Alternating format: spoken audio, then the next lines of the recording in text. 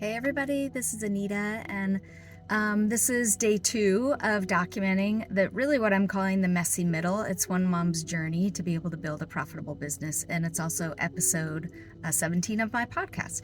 So one of the things that I want to talk about today is we as women, as these women of faith who have cultivated this life that we have that's really full of so many different things. And what I mean by that is, like, for instance, I'm a homeschooling mom. I have consulting clients that I love to be able to serve. I'm building a profitable business around coaching other women who have that God-sized idea of a dream inside them, and they want to be able to, they've reached a level of success, but they want to be able to build their own consulting business. And so as I have realized, like, I've prescriptively created all these things that I wanted in my life, and I want to be able to raise my kids intentionally and have a healthy marriage and all these kinds of things. And so and I know sometimes that can sound overwhelming, but what I notice is that sometimes that actually contributes to the messy middle that I'm in right now. And so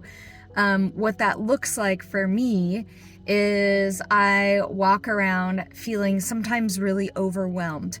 I can slow down over the weekend and feel like, okay, I have peace. I have these visions of what I want to do in our schooling week and in my business week and in my and all, in my marriage and all those kinds of things. But it also creates a cycle that I notice that I'm in, where the weekend I kind of slow down and force myself to stop working. And I use those words kind of prescriptively because I love what I do. I love to be able to serve other people in my businesses. But then as the week kicks up, what I notice is that there's this pattern of Monday. I feel like, okay, I'm so inspired. I have all these things that I want to do. And then I start creating my plan because I'm a project manager. I love being able to create a plan and all the systematic steps. But then by Monday, I get some tasks done, but I don't get everything done. And then by Tuesday, I feel like the pressure is starting to mount. Sometimes I acknowledge it, sometimes I don't. But then by Wednesday is usually the day that everything kind of falls to shit because I've stacked so many things on my schedule, and now I'm having a pattern of a day after day after day, kind of like not really getting things done.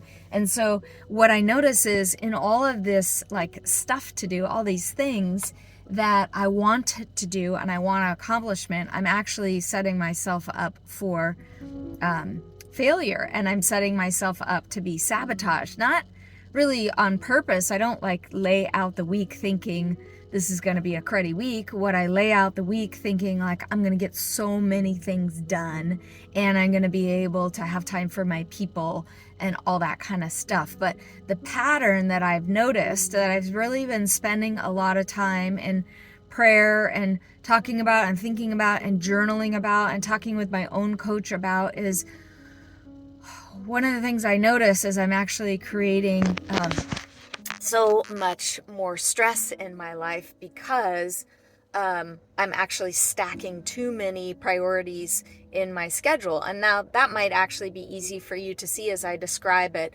But sometimes for me, when I'm in the middle of that, it's hard. It's hard to see how to coach myself through these different kinds of things. And so that's kind of like the overview of the stuff to do and the pattern that I go through each and every week, where I kind of have these highs and lows. It's almost like I see it as a wave pattern, where I start out really okay, this is good. It's going to be good. I'm at the top of the wave and I'm super encouraged, but then I go to the bottom of the wave and I feel discouraged or I feel overwhelmed, and I accomplish some tasks. I'm super task driven.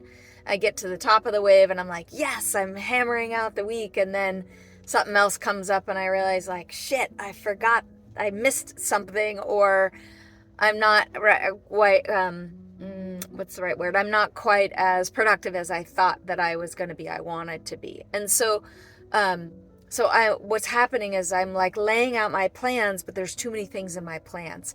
So here's what I've realized in the last couple of weeks as I've been walking through this and trying to kind of figure out, in the midst of the messy middle, how do I actually have accomplishments? How do I have success? How do I celebrate the wins? Because sometimes as an entrepreneur, moving out of the corporate space, I'm finding that it's really hard to celebrate our wins for ourselves.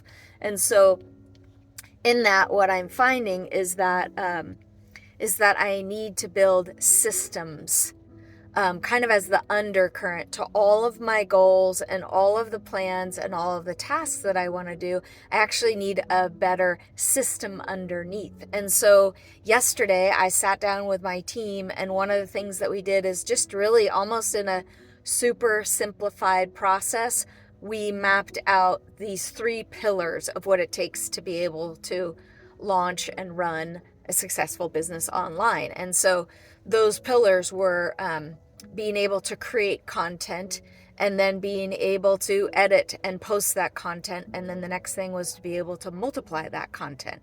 And so what we did in that is real simply, so simple as a pen and a piece of paper, and we started talking through, okay, what's the system that needs to be like the undercurrent of being able to create those same pillars of producing great content or just delivering prolific content, like that's high volumes, every single week.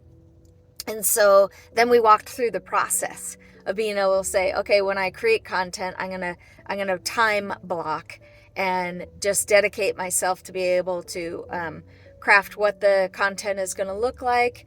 What are the points that I'm going to have as my takeaways? What are the resources that I can give my audience, and so on and so forth. So I'm mapping out those actual pieces of creating content. So the big piece for me was being able to have uninterrupted time on my schedule to then actually follow through on those tasks. And for me, it's actually enough uninterrupted time, because I often fall into the trap of, and this may be like a writer downer, I fall into the trap of underestimating the amount of time that it's going to take me to do something, especially when I'm doing a new task.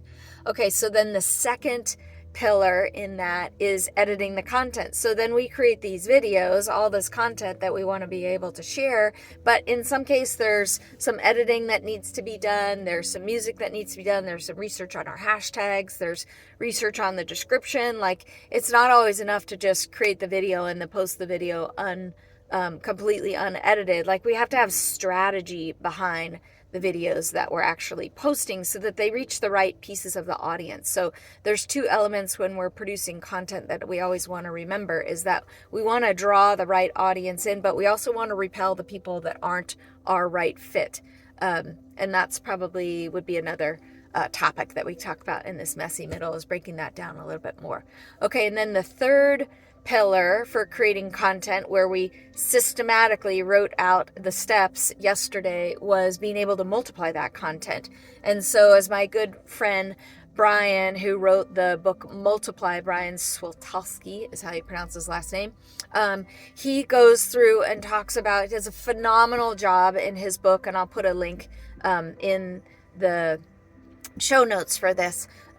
He goes through and describes a phenomenal way to multiply your content. So it's not enough these days to actually just to create one video and put it out on your one social platform. And by the way, it takes a tremendous amount of time if you're trying to do all your platforms all manually. And so there's some great tools that you can use. One that I'm just starting to use that's called repurpose.io. And that's a phenomenal tool where the guy that developed it did an excellent job of being able to say, okay, start from this one platform, whatever your one platform of choice is, and then you multiply it out. So it actually takes the concept of multiply in Brian's book and then actually gives you a tool that you can automate. You can create workflows and all this snazzy stuff that I love to do as being a former software developer and a tech geek and all that kind of stuff.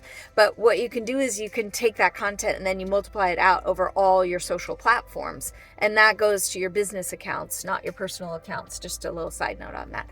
And so in that, what we did is, as we were developing the content and these pillars of creating and editing and multiplying, what I noticed is we started to write step-by-step strategy. And so see, that's a system. It's a system that we can repeat over and over and over and over again. And the beauty of a system is it actually makes work fun and easy. It also creates a system that you can duplicate. You can hand off that task to somebody else. Sometimes when we're starting out as the entrepreneurs, we take on the burden of doing all the tasks. Maybe you have more time than money. Then creating a system so that when you're ready to move on to work on other areas of the business, you want to be able to have a documented system that you can hand off to other people, because that's the only way that you actually grow, if in fact your goal is to grow and have a business that goes beyond just you and what you can produce. And so the other elements about the system that are important to note is that a system has to work regardless of whomever actually applies those tasks in the system. So the step-by-step, let's say you have a system of creating content that's 5 steps. Those steps have to work every single time. And so the way that you test that is you talk about it with your team, you write it out. If your team is just you write it out, talk about it with yourself, you write out those tasks, and then you actually test it. And so you give yourself, like, we're going to give ourselves a 2-week period where we're testing the steps over and over and over and over again. And then we'll edit and improve. If the steps suck, well, then it's just the steps that are the problem. It also takes the burden off of your team from saying, like, I didn't produce the content the way that she wanted. I didn't do the job the way that she asked. And then it actually removes that element of stress and underperforming. Everybody who works for you, like I just will say, they all want to do a really good job, but they can only do the best job they can based on the systems that you as the business owner have put in place. So that might be another writer downer for you. So the systems are what are going to allow your team to then have the marker to be able to say, did you successfully complete the systems, yes or no? And then if there was a problem that came up, because we know, like being in corporate world for a lot of years, we know that there's always a problem that's going to come up. And so then you can have the dialogue that says, was it a problem in the system? Which is very different than having a dialogue with a person that's saying there's a problem with the person. That's a whole nother issue. Okay, so that is recapping. When we have a lot of stuff to do, how do we keep from getting overwhelmed? When we have all these plans for our life and our business, but there's actually sometimes so many of them, we can't really like see through the weeds, and we're actually sabotaging ourselves, not knowingly or purposely. That's not what I'm talking about, but we are just tripping ourselves up in ways that maybe we can't even see for ourselves.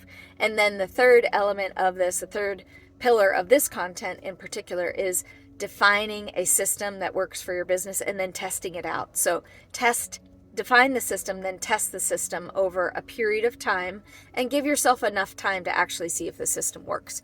And then you refine and edit the system, and then you go forward, and then you're actually able to grow beyond yourself. The other thing that I've noticed as I develop systems, because I love systems, I think they're amazing, is I have a peace. I have a contentment about the vision that God has given me in my business and being able to actually walk that out. And can I tell you, like, that creates joy in me. That creates ideas in me. That creates hope in me. That creates, like, that couples the visions that I see with the plans that God has for me. And it actually launches me into more success and more confidence that I can do this. I know that I can build the business. And that takes me in the space of being in the messy middle to actually plow through that.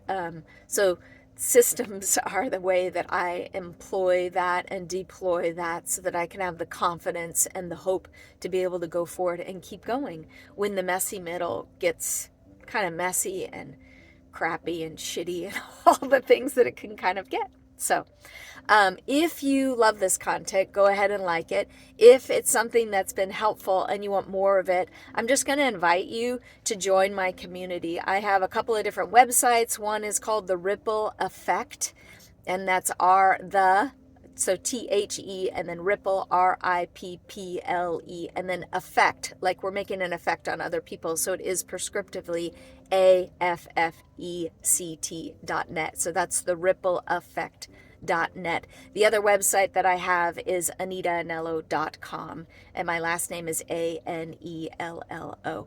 And so in either of those two sites, you can find free resources to be able to help you to map out. I have a 6-step blueprint that's super helpful to be able to help women to build businesses while they're in the midst of their corporate career. And there's a simple 6-step process that we walk through to be able to do that. And you can download that content for free.